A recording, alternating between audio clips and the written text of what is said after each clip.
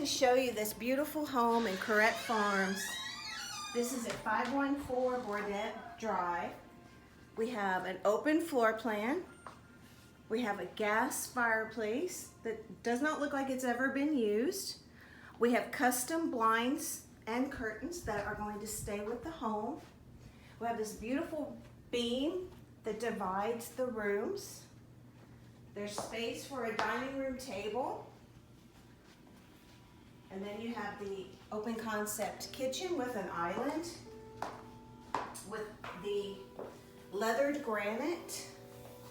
It has a dishwasher, gas stove, microwave, lots of cabinets in the white that everybody seems to like. Has a nice pantry, nice walk-in pantry. There are 2 bedrooms and a bath in the front of the house. And then we have the walkway to the patio. There's just a little bit of grass. If you have a dog, there is enough room for them to go potty.